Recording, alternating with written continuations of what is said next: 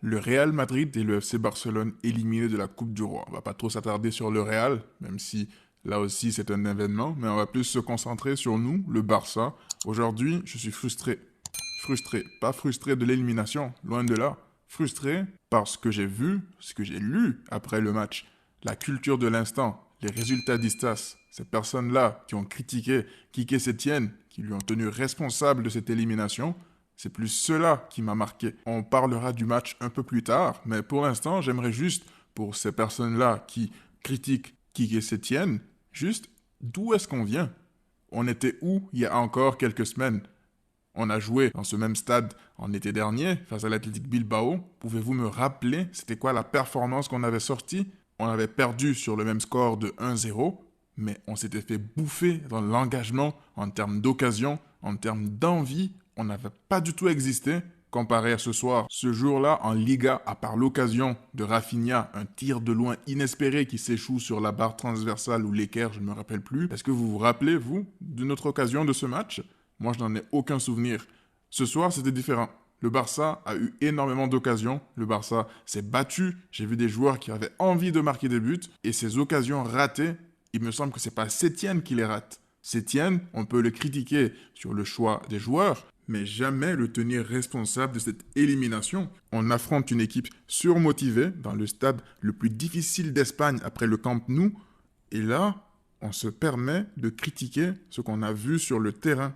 Alors, je peux très bien comprendre qu'on soit déçu du résultat, mais ce qu'on a vu, surtout en deuxième mi-temps, les multitudes d'occasions qu'on a eues pour marquer, jamais on doit tenir Sétienne responsable de cela.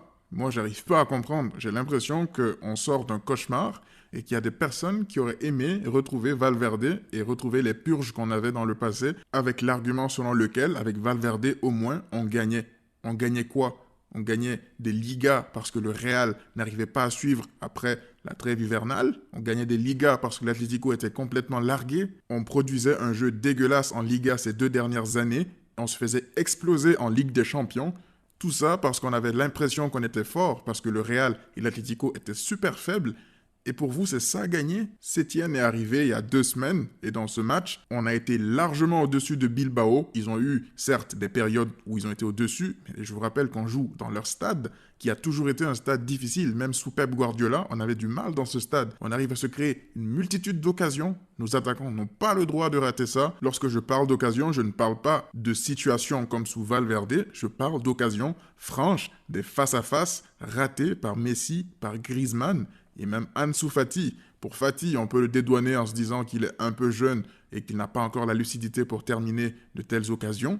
Mais Griezmann et Messi n'ont pas le droit de rater ça. Après, c'est facile de critiquer derrière son écran télé. Moi, de toute façon, je n'en veux pas à Griezmann, je n'en veux pas à Messi, je n'en veux pas à Ansu Fati d'avoir raté ces occasions. Je me dis qu'il y a des périodes comme ça où la réussite te fuit, où rien ne marche, et aujourd'hui c'était le cas. Le Barça a raté des occasions qu'il ne rate pas d'habitude. En parlant d'occasions, est-ce que sous Valverde, on arrivait comme ça dans des défaites ou des éliminations à se dire on a raté une multitude d'occasions? En règle générale, c'était très souvent des matchs nuls ou des défaites, à la seule différence qu'on ne se créait quasiment aucune occasion. Parfois, on arrivait en première mi-temps, on avait l'impression que les joueurs ne voulaient même pas attaquer. Et en deuxième mi-temps, on se disait qu'ils ne pouvaient pas faire pire. Et ils nous sortaient des deuxièmes mi-temps plus pourris que les premières. Alors non, moi je ne suis pas d'accord lorsque j'entends des personnes nous dire que le Barça a été moyen ou alors le Barça s'est fait éliminer. Oui, le Barça s'est fait éliminer. Et alors? Vous auriez préféré qu'on se fasse martyriser par l'Athletic Bilbao et qu'on se qualifie par un coup de chance? Si c'est le cas, c'est votre décision et je ne jugerai personne sur sa façon de supporter un club. Encore moins le FC Barcelone. Pour ma part, cette élimination a apporté énormément de choses positives. Quique Sétienne l'a d'ailleurs déclaré après le match. Il y a énormément de choses à retirer pour le futur. Aujourd'hui, j'ai vu des joueurs qui avaient envie, qui avaient la niaque, qui avaient envie de marquer, de faire mal à l'adversaire. J'ai vu des phases de circulation de balles très encourageantes. J'ai vu des occasions créées de façon différente. On a attaqué de toutes parts. Ça n'a jamais été que Messi qui créait le danger. Le danger venait de partout. Mais surtout, j'aimerais parler de ce penalty, pour moi, qui a été un vol clair et net. De Jong qui se fait bousculer dans la surface sous les yeux de l'arbitre. Ils n'ont même pas daigné consulter le VAR. À mon avis, il aurait fallu que De Jong se fasse découper par le défenseur adverse à l'aide d'une tronçonneuse pour que les arbitres se décident peut-être de consulter le VAR. Encore une fois, lorsque c'est le Barça qui est désavantagé, tout le monde va le passer sous silence. Mais lorsque le Barça bénéficie d'une erreur d'arbitrage, alors là, le Barça c'est la mafia, le Barça c'est UEFA Lona, etc. etc. J'aimerais parler de deux autres joueurs qui m'ont particulièrement frustré durant ce match. Tout d'abord, Ivan Rakitic. S'il y a bien une chose que je peux reprocher à Sétienne durant ce match, c'est tout d'abord d'avoir titularisé Ivan Rakitic. Est-ce que Arturo Vidal était encore blessé? Est-ce que Arthur n'était pas encore prêt? Mais Rakitic a sorti un match dégueulasse. Je n'arrive même pas encore à réaliser comment est-ce qu'il a pu terminer cette première mi-temps. Je n'ai jamais vu un joueur aussi lâche qui se cache pour ne pas recevoir les ballons et lorsqu'il en reçoit, c'est pour mettre ses coéquipiers dans des situations difficiles. Alors oui, Sétienne s'est totalement trompé à mon sens en titularisant Rakitic et en ne le sortant pas beaucoup plus tôt. Par rapport à Sergi Roberto, je suis plus mitigé parce que lorsqu'on se pose 2 secondes, Griezmann a enchaîné combien de matchs titulaires ces derniers temps? On ne les compte même plus et Dembélé s'est reblessé, Suarez est absent, on n'a pas de remplaçant. On fait comment? On fait jouer Griezmann, Messi et Fati durant tous les matchs? C'est juste pas possible, puisque ces clowns de dirigeants ont eu la bonne idée de vendre tous nos attaquants et de se retrouver dans des situations pareilles. J'aimerais aussi parler de Jordi Alba.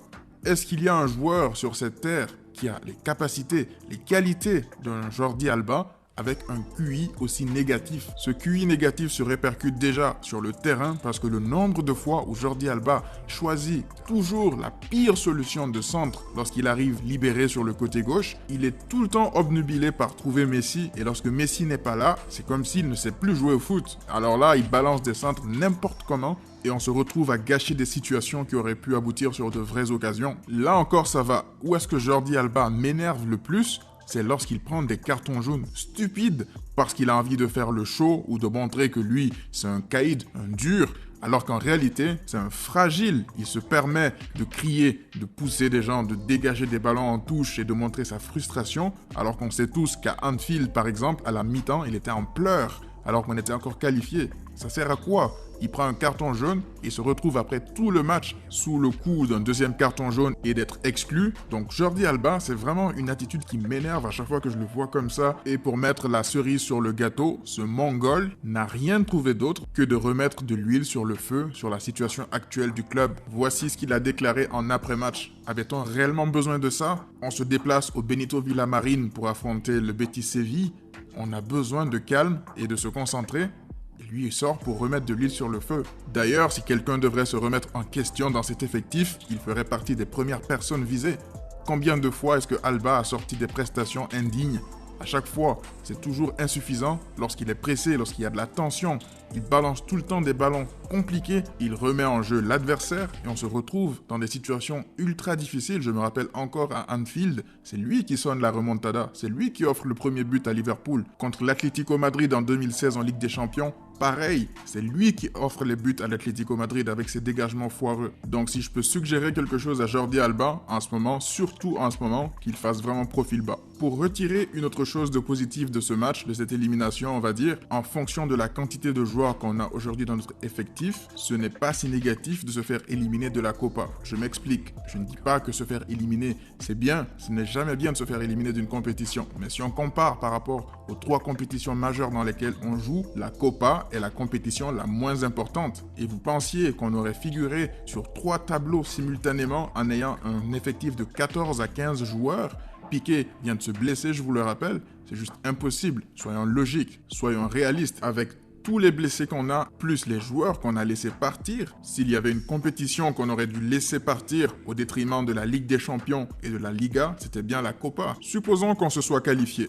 On se qualifie, on arrive en demi-finale, ça nous rajoute déjà minimum 2 matchs en aller-retour. Dans une période où notre effectif est décimé, on a 0 profondeur de banc, même en défense, ça commence maintenant à devenir inquiétant. Et là, qu'est-ce qu'on aurait fait? On aurait sacrifié nos joueurs pour jouer des matchs en bois de la Copa del Rey et se retrouver en Ligue des Champions décimés par plus de blessures encore. Donc oui, on peut voir cette élimination en Copa comme quelque chose de positif. à la seule condition qu'on arrive à faire quelque chose de bien en Liga et en Ligue des Champions. Encore une fois, je ne suis pas un résultadistas. J'ai commencé à suivre le Barça alors qu'on n'était pas une machine à gagner des sextuplés. Aujourd'hui, ce que j'ai vu, ce sont des choses positives. Et moi, je pense long terme. Je ne pense pas uniquement avec les chiffres. Il y a des choses qu'on ne quantifie pas. Aujourd'hui, on a vu une amélioration, qu'on le veuille ou pas. La prestation des joueurs était 10 fois supérieure à la prestation qu'ils ont sortie contre Valence déjà, était 10 fois supérieure à la prestation qu'ils ont sortie dans ce même stade en Liga l'été dernier. Vous allez retenir l'élimination, vous allez oublier très certainement des phases de construction qui ont mené par exemple des actions comme celle où De Jong se retrouve tout seul face au gardien et il doit frapper. Encore une fois, c'est le processus, le procédé qui mène à la victoire. On rejoue ce match 10 fois, on le gagnerait au moins 8 ou 9 fois. Et je dis ça sans aucune exagération. J'ai vu des choses aujourd'hui qui m'ont plu et je n'ai pas honte de le dire. Si pour vous, la défaite et l'élimination est une fin en soi, pour moi, c'est juste le début de quelque chose. Le Barça est en train de se reconstruire et j'ai confiance en ce que Sétienne est en train de faire. Je vous avais dit pourtant que dans de telles conditions, avec toute la crise qu'il y a autour, ce serait injuste de tomber sur Sétienne. Ce serait injuste de demander des résultats comme ça tout de suite. Le Barça est en crise. Ne pensez pas que parce qu'on était premier ex-aequo avec le Real en Liga, qu'on était en course sur toutes les compétitions, que le Barça était encore en forme. Le Barça traverse une crise institutionnelle sans précédent. Sétienne peut très bien réaliser un miracle et nous faire gagner un des 2 titres majeurs, voire les 2. Mais après, faut pas non plus être impatient et exiger des résultats tout de suite. Mais, comme je l'ai dit, chacun sa façon de supporter. Moi, pour ma part, je retiens plein de choses positives de cette élimination. Et vous ne retenez que l'élimination. C'est pas grave. Chacun sa façon de penser. Je ne dis pas que je détiens la vérité, je dis juste que c'est ce que moi je préfère. Je ne dis pas que ma façon de penser est la meilleure, loin de là. J'expose juste mes arguments et pourquoi est-ce que je pense comme ça. Donc chacun est libre de supporter le Barça comme il veut, mais pour ma part, c'est comme ça que j'ai décidé de suivre le Barça. On se retrouve très bientôt. D'ici là, prenez tout soin de vous.